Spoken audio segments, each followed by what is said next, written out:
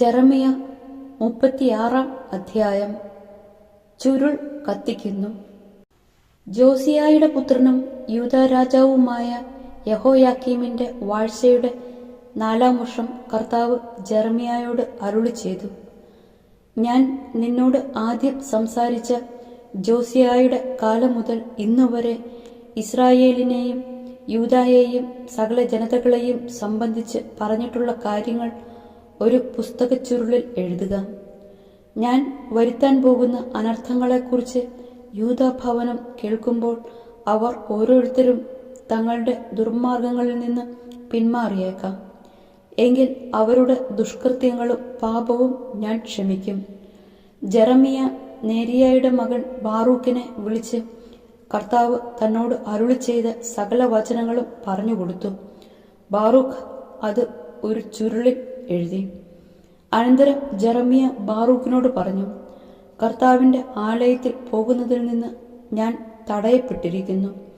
ആകയാൽ നീ കർത്താവിന്റെ ആലയത്തിൽ ചെന്ന് ഞാൻ പറഞ്ഞ പ്രകാരം എഴുതിയ ചുരുളിൽ നിന്ന് ഉപവാസ ദിവസം എല്ലാ ജനങ്ങളും കേൾക്കെ കർത്താവിന്റെ വചനം വായിക്കണം. പട്ടണങ്ങളിൽ നിന്ന് വരുന്ന എല്ലാവരും കേൾക്കെ വായിക്കണം. അവർ തങ്ങളുടെ യാചനകൾ കർത്താവിന്റെ സന്നിധിയിൽ സമർപ്പിച്ചെന്നും ഓരോരുത്തരും തങ്ങളുടെ ദുർമാർഗങ്ങളിൽ നിന്ന് പിന്തിരിഞ്ഞെന്നും വരാം.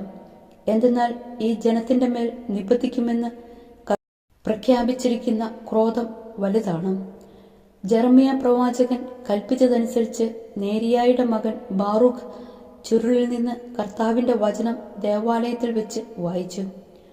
ജോസിയായുടെ പുത്രനും യൂദാ രാജാവുമായ യഹോയാക്കീമിന്റെ വാഴ്ചയുടെ 5-ാം വർഷം 9-ാം മാസം ജെറൂസലേമിലെ ജനത്തിനും യൂദായിലെ മറ്റു നഗരങ്ങളിൽ നിന്ന് അവിടെ വന്ന ജനങ്ങൾക്കുമായി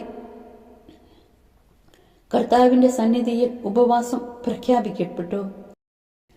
അപ്പോൾ ജെറമിയ പറഞ്ഞെഴുതിച്ച കർത്താവിന്റെ വചനങ്ങൾ ജനങ്ങളെല്ലാം കേൾക്കെ ദേവാലയത്തിൽ കാര്യവിചാരകനായ ഷാഫാന്റെ മകൻ ഗമാറിയായുടെ മുറിയിൽ വെച്ച് ബാറൂഖ് ചുരുളിൽ നിന്ന് വായിച്ചു.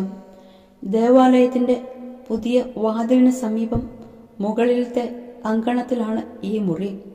കർത്താവിന്റെ വചനം ചുരുളിൽ നിന്ന് വായിക്കുന്നത് ഷാഫാന്റെ മകനായ ഗമാറിയായുടെ മകൻ മിഖായ കേട്ടു. അനന്തരം അവൻ കൊട്ടാരത്തിൽ കാര്യവിചാരകന്റെ മുറിയിൽ വന്നു. പ്രഭുക്കന്മാർ എല്ലാവരും അവിടെ സന്നിഹിതരായിരുന്നു.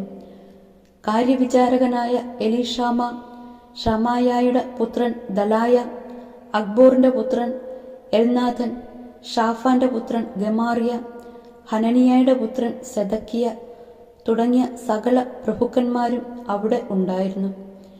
ജനം കേൾക്കെ ബാറു ചുരുളിൽ നിന്ന് വായിച്ചപ്പോൾ താൻ കേട്ട കാര്യങ്ങളെല്ലാം മിഖായ അവരോട് പറഞ്ഞു. ജനം കേൾക്കെ വായിച്ച ചുരുൾ എടുത്തുകൊണ്ടുവരിക എന്ന കൽപ്പനയുമായി പ്രഭുക്കന്മാർ ബാറൂഖിന്റെ അടുക്കിലേക്ക് കൂഷിയുടെ മകനായ ഷെലേമിയായുടെ മകനായ നത്താനിയായുടെ മകൻ യഹൂദിയെ അയച്ചു. അതനുസരിച്ച് നേരിയായുടെ മകൻ ബാറൂഖ് ചുരുളുമെടുത്ത് അവരുടെ അടുക്കൽ വന്നു. ഇരുന്ന് ഞങ്ങൾ കേൾക്കെ വായിക്കുക എന്ന് അവർ അവനോട് പറഞ്ഞു. അവൻ അവരെ വായിച്ച് കേൾപ്പിച്ചു. വായിച്ചു കേട്ടപ്പോൾ അവർ ഭയപ്പെട്ടു പരസ്പരം പറഞ്ഞു: ഇക്കാര്യങ്ങൾ രാജാവിനെ അറിയിക്കണം. അവർ ബാറൂഖിനോട് ചോദിച്ചു: ഇവയെല്ലാം നീ എങ്ങനെ എഴുതിയെന്ന് ഞങ്ങളോട് പറയുക. ജെറമിയ പറഞ്ഞു തന്നതാണോ? ബാറൂഖ് മറുപടി പറഞ്ഞു: അവൻ ഈ വചനങ്ങളെല്ലാം എന്നോട് പറഞ്ഞു. ഞാൻ അവ മഷികൊണ്ട് ചുരുളിൽ എഴുതി വെച്ചു. അപ്പോൾ പ്രഭുക്കന്മാർ ബാറൂഖിനോട് പറഞ്ഞു: നീയും ജെറമിയായും പോയി ഒളിക്കുക. നിങ്ങൾ എവിടെയാണെന്ന് ആരും അറിയരുത്. അവർ കാര്യവിചാരകനായ എലീഷാമായുടെ മുറിയിൽ ചുരുൾ വെച്ച ശേഷം രാജാവിന്റെ അടുക്കൽ ചെന്ന് സംഭവിച്ചതെല്ലാം അറിയിച്ചു. ചുരുൾ എടുത്തുകൊണ്ടുവരാൻ രാജാവ് യഹൂദിയെ അയച്ചു. അവൻ കാര്യവിചാരകന്റെ മുറിയിൽ നിന്ന് അത് എടുത്തുകൊണ്ടുവന്ന് രാജാവും രാജസന്നിധിയിൽ നിന്ന പ്രഭുക്കന്മാരും കേൾക്കെ വായിച്ചു. അത് ആണ്ടിന്റെ 9-ാം മാസമായിരുന്നു. രാജാവ് ശീതകാല വസതിയിൽ നെരിപ്പോടിന്റെ മുൻപിൽ ഇരിക്കുകയായിരുന്നു. യഹൂദി ഓരോ ഭാഗവും വായി രാജാവ് അത് കത്തികൊണ്ട് മുറിച്ചെടുത്ത് നെരിപ്പോടിലെ തീയിലിടും. ചുരുൾ മുഴുവൻ തീരുന്നതുവരെ അങ്ങനെ ചെയ്തു. എങ്കിലും ഈ വചനം ശ്രവിച്ച രാജാവോ സേവകന്മാരോ ഭയപ്പെടുകയോ വസ്ത്രം കീറുകയോ ചെയ്തില്ല. ചുരുൾ കത്തിച്ചു കളയരുതെന്ന് എൽനാഥനും ദലായായും ഗമാറിയായും അപേക്ഷിച്ചെങ്കിലും അവൻ അത് വകവച്ചില്ല. എഴുത്തുകാരനായ ബാറൂക്കിനെയും പ്രവാചകനായ ജെറമിയായും ബന്ധിക്കാൻ രാജാവ് തന്റെ പുത്രനായ റഹ്മേലിനോടും അസ്രിയേലിന്റെ മകനായ സെരായായോടും അബ്ദേലിന്റെ പുത്രനായ ഷെലമിയായോടും കൽപ്പിച്ചു. എന്നാൽ കർത്താവ് അവരെ ഒളിപ്പിച്ചു.